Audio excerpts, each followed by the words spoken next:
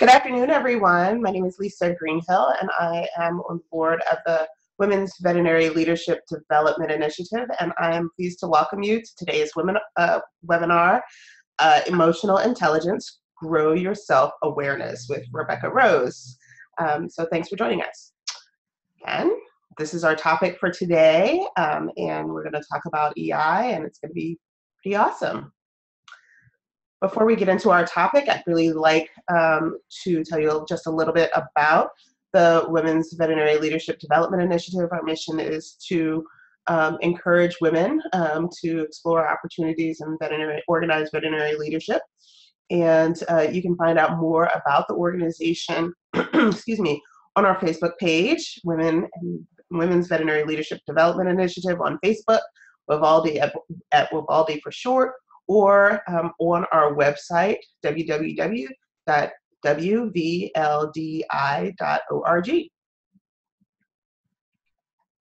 And finally, I'd like to thank our sponsors, Marielle, AVMA, the Social DVM, and Beyond Indigo Pets. Thank you very much for your support for of WVLDI activities and this webinar in particular.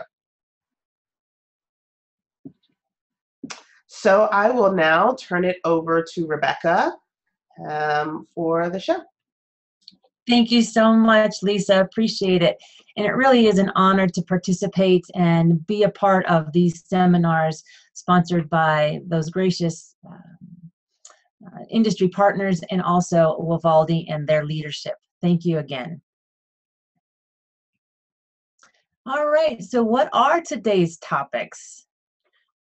First, there's this idea of that we're born with certain levels of intelligence and personality, and we'll dive into that. I've done some research on that, and I have some interesting information. Then, what is emotional intelligence? What is self-awareness, and how do we improve upon that?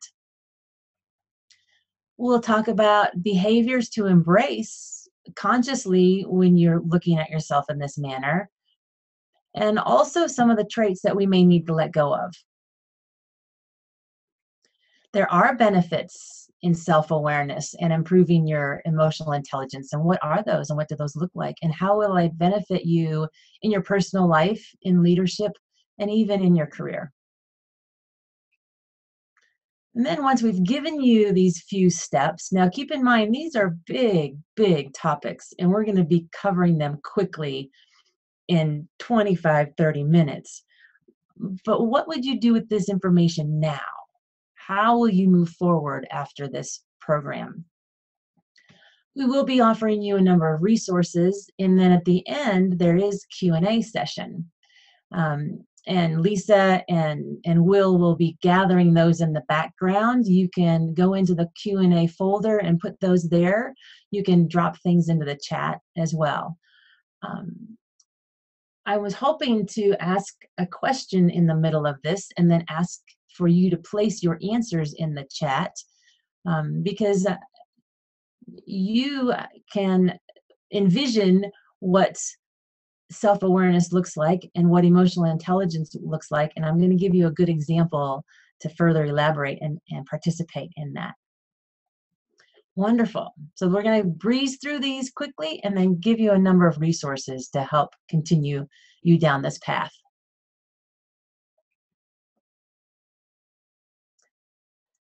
This idea of emotional intelligence, I found a funny comic. Doctor, I'm not sure I can trust you with my feelings. Well, oftentimes we even ask ourselves, I don't know that I can trust myself with my feelings. So there may be this opportunity or this way of stepping into vulnerability, and then on the other side of that, being stronger, again, for your personal and professional career development and just relationships in general. So it's reported that at an early age, an individual's intelligence and personality are already defined. And like I mentioned before, I did a lot of research around this topic when the leaders of WVLDI asked me to elaborate. I found it fascinating. So In a report written by Dr. Christopher Nave, he suggests that we remain recognizably the same person as we are at age 7. This speaks to the importance of understanding personality because it does follow us wherever we go across time and contexts. Isn't that interesting? Think about who you were and what you looked like at this early age. I can tell you, in my experience, I was riding horses. I was playing with the cowboys and the cowgirls up Ohio Creek Valley. I certainly was not a wallflower by any means. Even at the age of 7, I was pretty much very direct. I was already leading the pack, so to speak. And this stayed with me even through high school. I was a leader within my class as a senior, creating programs and putting together parties, and I still do. So again, these personalities, envision what you look like at 7 because they stay with you throughout your life. Then there was this idea of intelligence quotient, and that, is this something that we have at an early age? I was reading a number of articles and videos, and I found this in Science News.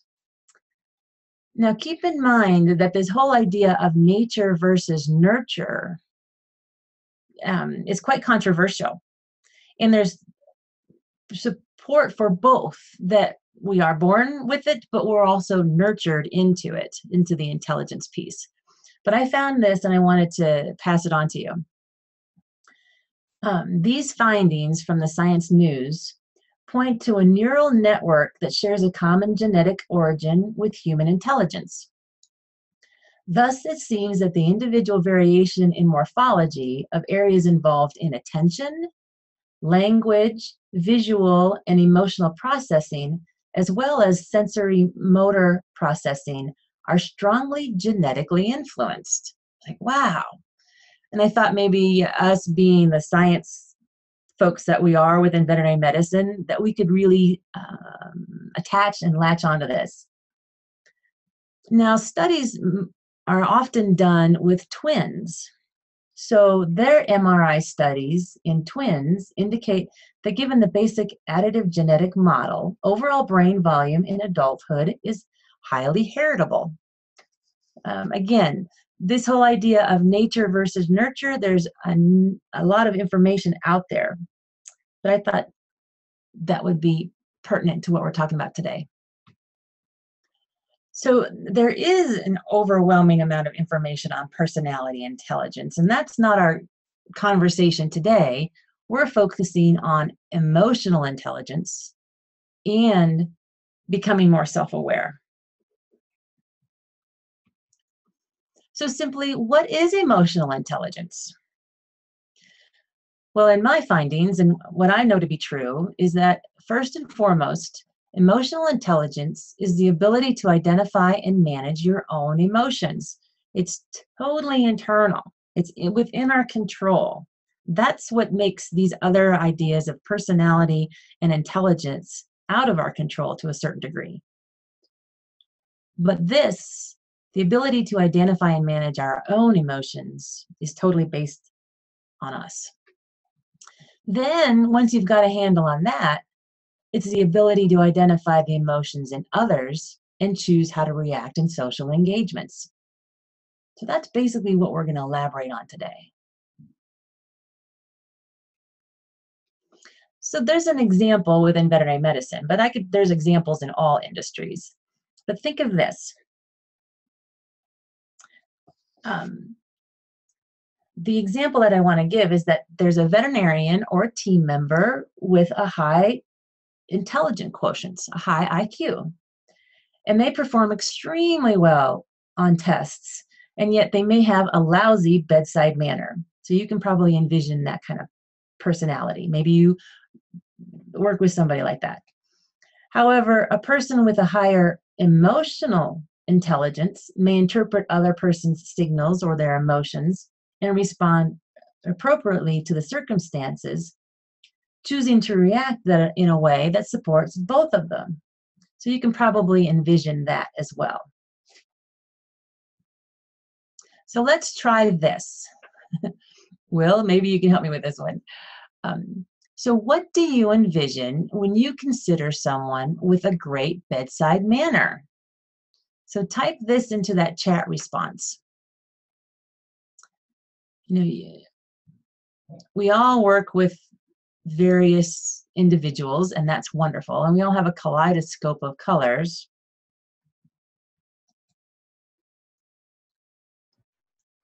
I see Krisha says empathy. Wonderful.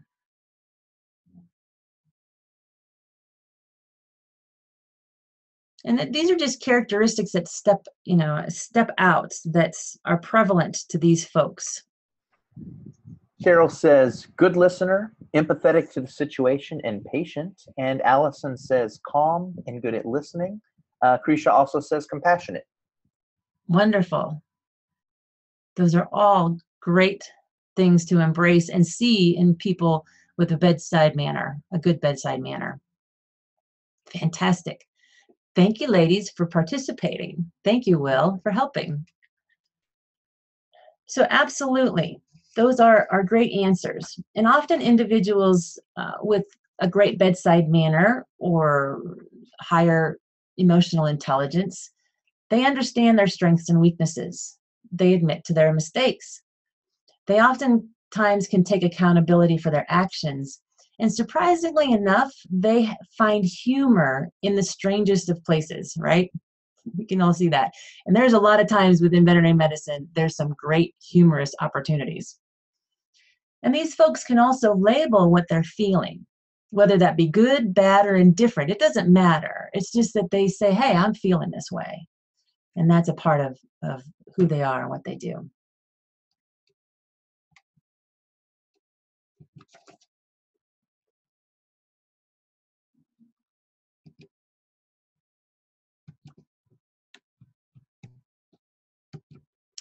So there are some behaviors to embrace.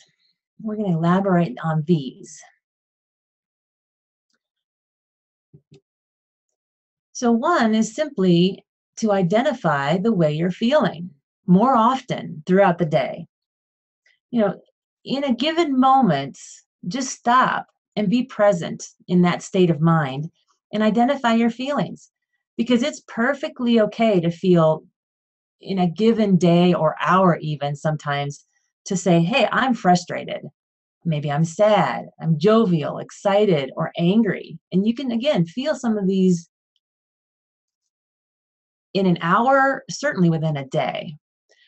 When my father passed away a few years ago, I think the biggest lesson that I learned in that was to accept the feelings I was having around that loss and grief. So some of you may be saying, yes, I have had that experience as well. And when my father passed away, I would simply say, I feel really sad right now, and that's okay. And that's all right. I feel frustrated. I did feel angry. It's like, how dare he leave me? But again, I feel that that was the most personal and professional development that I could have under that learning experience of the loss of my father. So in these moments, and when you're being present, you may have feelings of being productive or not productive, maybe supported or unsupported. Those are good to label them. And after you've identified them, feeling gratitude in knowing that you've identified it. This is a major step in self-awareness. And then celebrate the moment. Say, yes, I recognized it. I labeled it. I don't have to say it's good, bad, or indifferent. It just is. It just is. So another trait to embrace is that of vision for the future. When you understand that there's a bigger picture and keep your eye on the long-term vision, you'll realize that success is a process. And it's still good to take care of the short-term details and focus on the goals in that longer-term vision. Oftentimes, these can be identified in a team purpose, maybe the vision for the hospital and the mission for the hospital. But you can also have vision for your career, vision for your family, a number of ways to identify this is where I want to go, and this is who I want to be, and this is where we need to be as a team.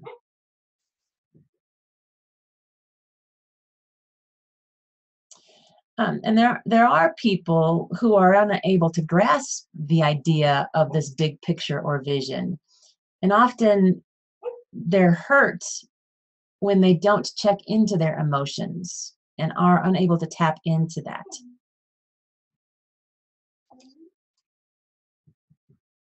So another trait is practicing active listening. Now, we spend years learning to read and write. Yet, when was the last time we considered this idea of learning as a trait? Communication is often described as talking, but great communicators are also great listeners.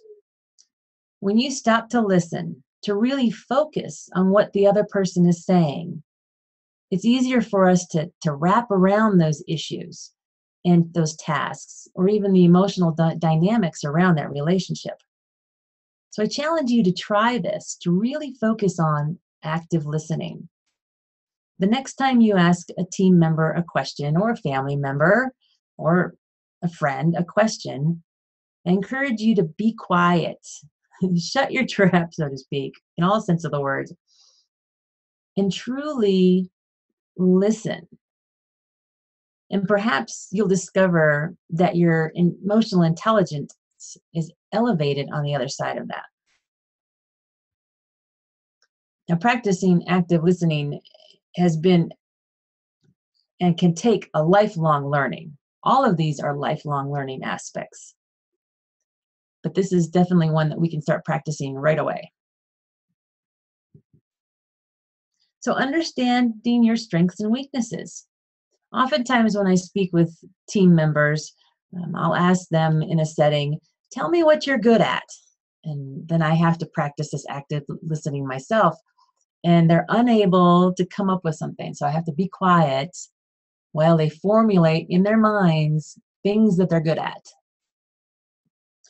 On the flip side, I can ask them, what are your weaknesses? Man, and they can rattle those off. So the challenge is for you in this conscious effort of emotional intelligence and self-awareness to focus on those things that are your strengths. It's okay. It's a good thing to know.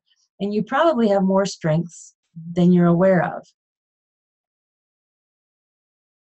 And then continue to accentuate those strengths and diminish the weaknesses in a truly sincere way.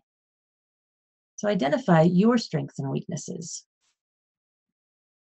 And lastly, in these behaviors to embrace is seeking feedback. Now, this may sound a bit counterintuitive because we're asking you and you're working internally on this self-awareness piece. But it might behoove you to ask somebody else or a series of people that you trust for their feedback, for that objective view of how you're doing. So if I'm a manager and I want to ask my team members, tell me, how am I doing and how do you see me in our relationship as a manager? That could be tough.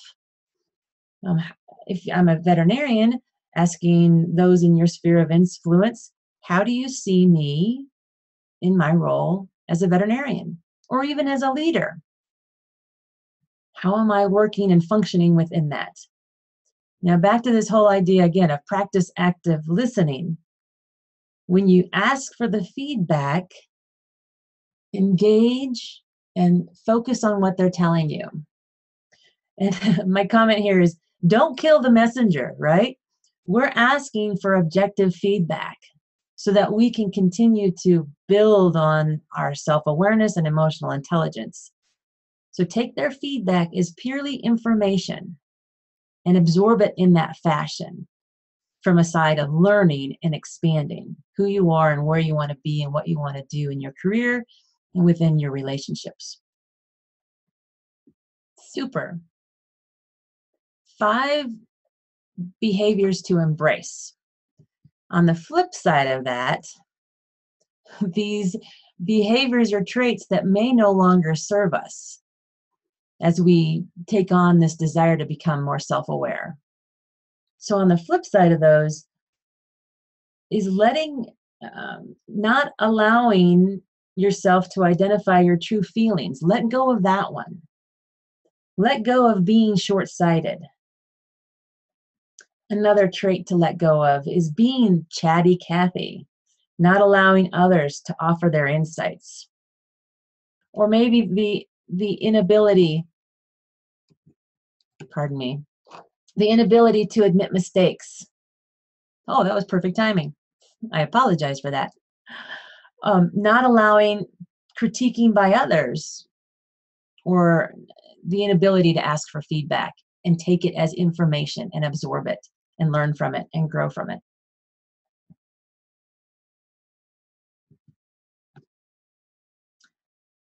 So all in all, you have complete control over identifying and managing your emotions. Because of this, you can take steps to increase your knowledge of and improve your self-awareness and emotional intelligence. And once this is achieved, you can begin to look at others and how their passions affect you and your reactions to them. So it's that internal piece, that internal work, then applying it and looking at others. Steve Covey has a fabulous book, and it's obviously been a top seller for many, many years. And I feel it's just hugely profound and worthwhile reading. So if you haven't read this book, The 7 Habits of Highly Effective People, I strongly recommend you do. And if it's been a while since you've read it, I strongly recommend you open the pages again, or the Kindle, however you want it to get to this, have access to it, or videos, or DVDs, CDs. This comes to you in all forms. So you can't say, well, I don't have time to read. Well, slap it into your car or put it onto your iPhone and absorb these lessons, these 7 habits. Steve has this to say: every human has 4 endowments.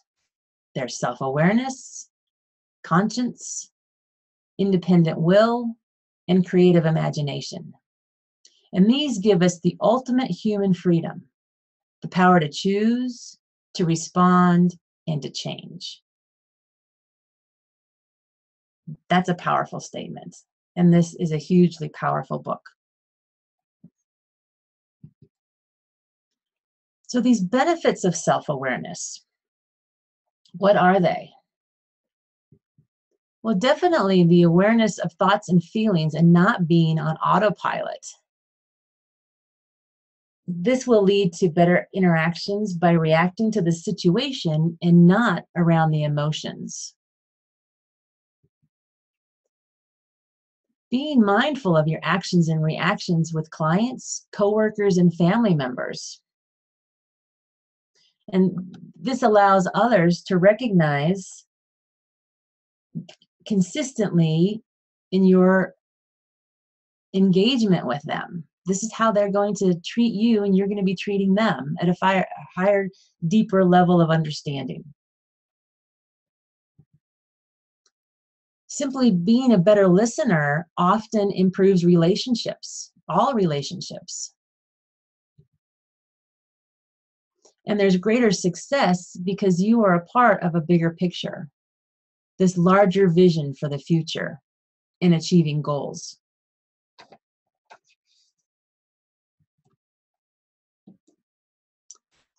And there's this truthfulness around your strengths and weaknesses that builds trustworthiness. And we all know that the best relationships we have, whether they be with our coworkers, our spouse, even with our children, it's based upon trust. So this is a big piece as well. Identifying again those strengths and weaknesses. And you have far more many strengths I guarantee you, once you're able to open up to that idea. So now what? What do you do with this?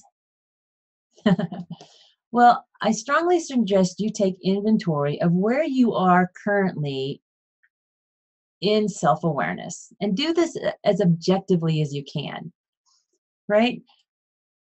Again, it could be through seeking feedback, giving your time to really question who you are, where you are on this continuum of self-awareness. Now, I know the majority of you, as I, like to have little quizzes. We say, well, yes, I could do all that objective viewing of myself. I'm going to find that possibly difficult, or maybe not. But I found a mind tool quiz, and I did it myself just right before this program. And, you know, oftentimes these things do help us, whether they're in how do I serve my team as a manager, or how do I communicate as a veterinarian? How am I in leadership? There are quizzes on all of that as well. And regardless, when you do these quizzes, there's going to be some conscious level of new understanding. So I did this mind quiz, and lo and behold, I came up right in the middle. So I'm really just sitting here at okay. So obviously I have room for improvement as well. So I encourage you to take this quiz. I was happy to see that there's a lot of conversation and questions around what we just talked about. So there was an alignment that made me very happy. And then once you've looked at yourself and say, this is where I am, or period, this is where I want to be, this is what I want to look like in self-awareness, that vision of who and what we want to be, what we want to do when we grow up, take action. Take action. And the action may just be, today, I'm going to practice active listening once and then celebrate in that.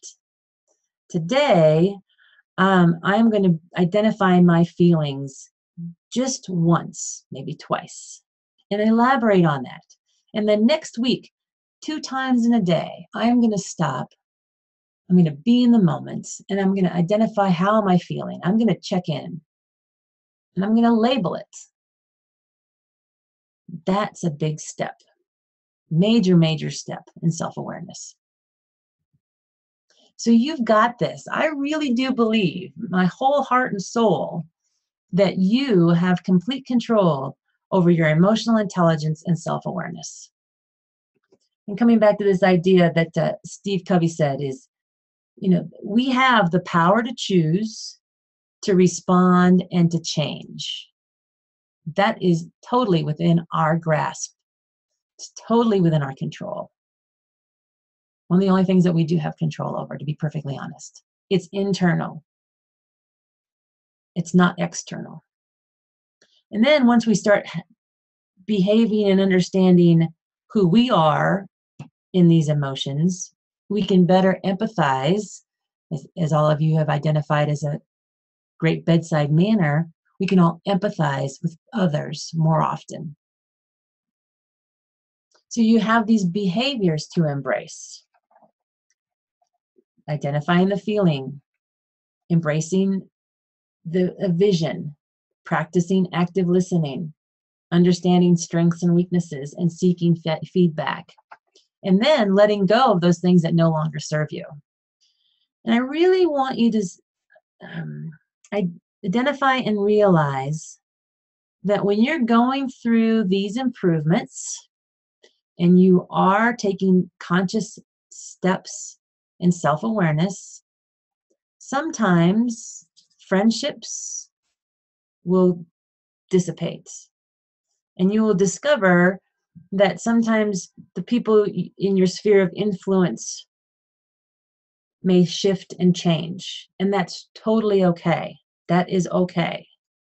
It's all right that those things and those traits that no longer serve you, today may look differently tomorrow. And then take action in this. I've given you a couple exercises and continue to elaborate on those.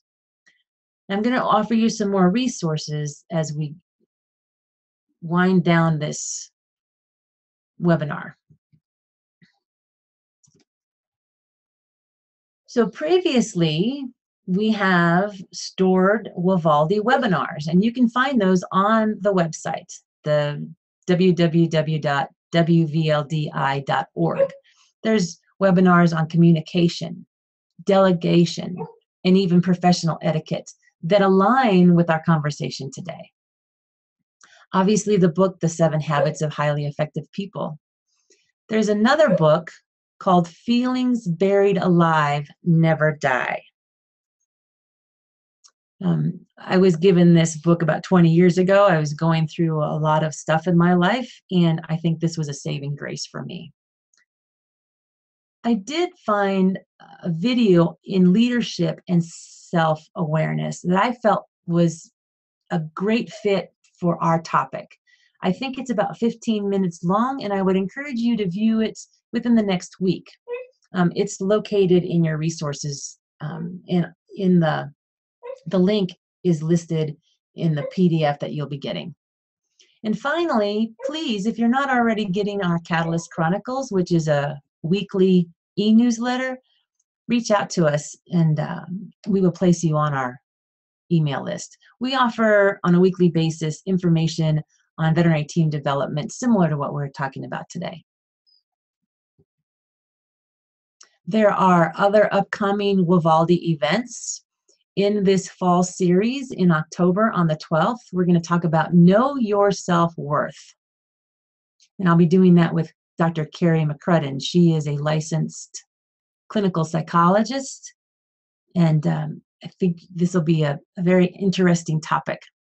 And then in November, the last webinar in this series is having the confidence to negotiate or walk away. So anticipate participating in those webinars as well. Sweet. We are right on time, folks. So with that, I'm curious if we have any questions from WVLDI leadership, or even questions specifically from our participants. And Will, you can place me back on the video again. That would be awesome. Or maybe I can do that myself.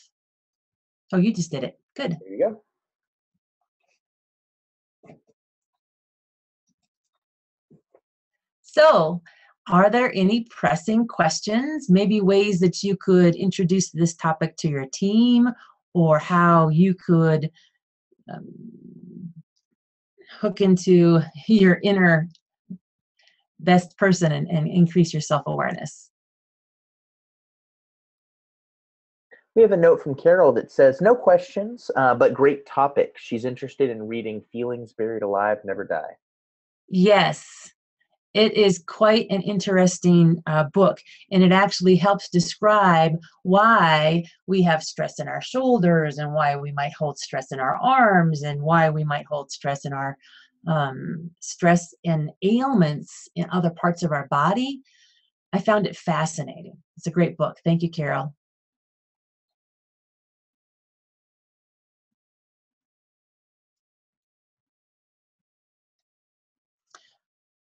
Well, everyone is more than welcome to reach out to me via email. I'm sure that information will be included in some of these handouts later. But it's been, again, an honor to participate and work with WVLDI and create these webinars and talk about these topics that may seem taboo, but are definitely not really taboo. We just want to skirt around them because sometimes they can be uncomfortable for us. But it's wonderful that they're giving us the space and time to do this. Thank you.